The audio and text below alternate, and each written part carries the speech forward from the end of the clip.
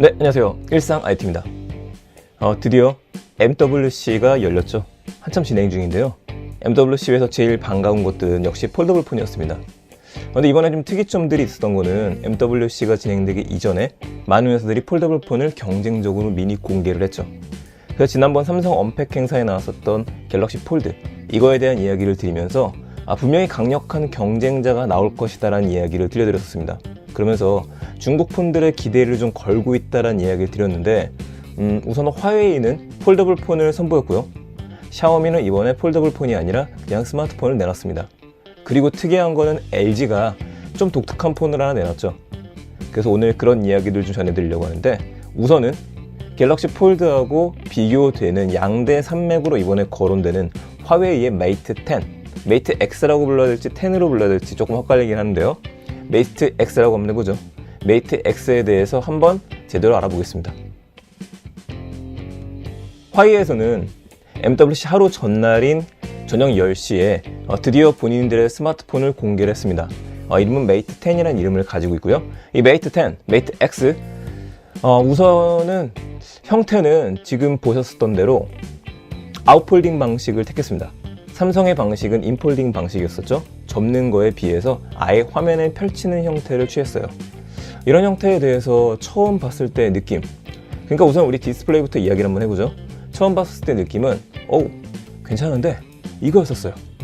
생각했던 것보다 조잡하지 않더라. 그래서 외신들의 반응들도 꽤 괜찮은 편입니다. 그러니까 디스플레이를 평소에는 접어서 가지고 다니다가 필요할 때마다 뒤에서 꺼내 가지고 봐라. 어떻게 보면은 이게 더 스마트폰을 펼치는 거에 있어서는 의미를 부여한 게 아닌가 싶었습니다. 그래서 대세는 인폴딩이냐 아웃폴딩이냐 두 개의 이슈가 나왔었죠. 화면 크기도 시원시원했었던 게 특징입니다. 가장 많이 강조를 했었는데요. 이 화면의 크기를 좀 보시게 되면은 6.6인치예요. 전면 디스플레이가 6.6인치를 가지고 있다가 필요할 때 펼치게 되면은 8인치의 큰 태블릿이 됩니다. 그래서 이거를 강점으로 화웨이 측에서도 내세웠습니다. 봤었을 때 꽤 괜찮았었던 것 같아요. 게다가 베젤리스란 말답게 큰 화면을 시원시원하게 옆에 베젤이 보이지 않을 정도로 한 개까지 밀어붙였죠. 더 독특했었던 거는 노치가 없습니다.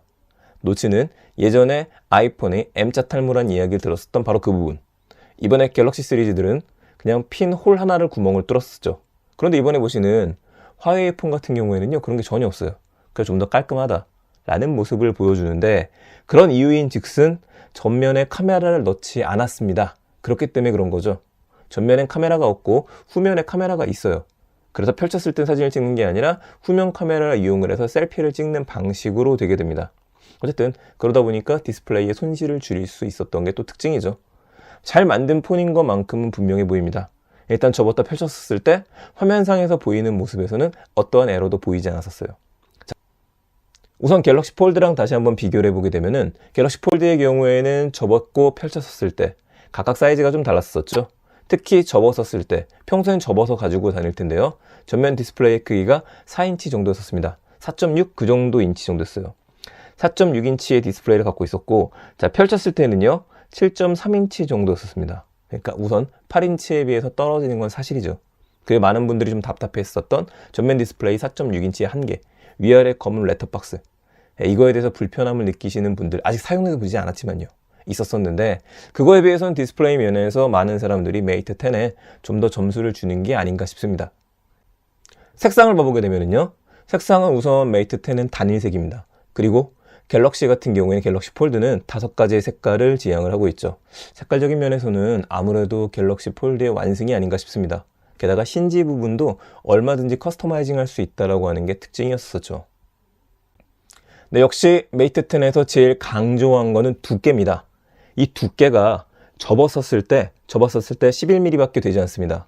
이건 어쩔 수 없겠죠. 왜냐면 아웃폴딩 방식이기 때문에 접히는 부분이 그 R 값이요, 간단히 얘기할게요. 그 둥그렇게 접히는 부분이 그렇게 굵지 않아도 되기 때문입니다. 그래서 11mm 정도다. 우리는 모 회사는 당연히 삼성을 이야기할 겁니다. 삼성은 두께를 정확히 말한 번 없었거든요.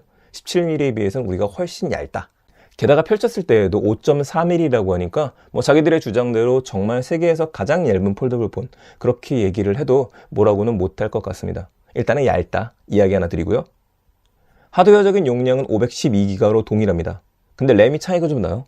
램은 우선 화웨이 메이트 10 같은 경우에는 8메가입니다. 삼성의 갤럭시 폴드는요 12메가를 가지고 있죠.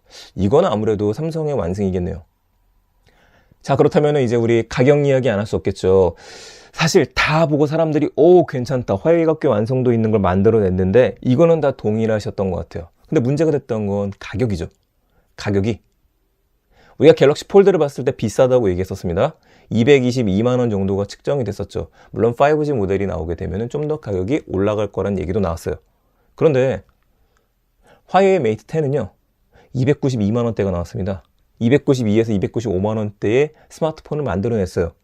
그러다 보니까 가격이 너무 비싼 거 아니냐. 상대적으로 삼성의 스마트폰 가격이 싼 것처럼 보입니다. 게다가 조금 이상하게 우리가 보는 것들은 디스플레이가 적거든요. 하나의 디스플레이로 굽힌 겁니다. 이게 메이트 10이죠. 삼성의 디스플레이 같은 경우에는 밖에 하나가 더 있잖아요. 접은 거죠. 그러다 보니까 디스플레이가 하나 더 있는데도 메이트보다 가격이 싸다? 가격이 싼 착시 효과를 지금 가져오게 됐습니다. 가격 면에서는 아무래도 삼성이 승리한 것 같네요. 네, 역시 생각해보게 되면 그럼 과연 이렇게 메이트 10이 지향하는 바는 뭐냐, 이걸 고민하게 됩니다. 뭐 고민은 사실 그 뒤에 할 거고 소비자들의 입장에서는요 살 거냐 말 거냐라는 고민만 하면 되겠죠. 제일 거슬리고 위험성이 있어 보이는 건 힌지 부분입니다. 사진에서 보시는 것처럼 힌지가 꽤 단단하고 튼튼하게 되어져 있다고 이야기를 하지만 사실 이런 모습의 힌지를 쓰는 경우 경첩부라고 얘기를 하죠. 내구성이 강해야 되는데 과연 그걸 어떻게 입증할 수 있을까?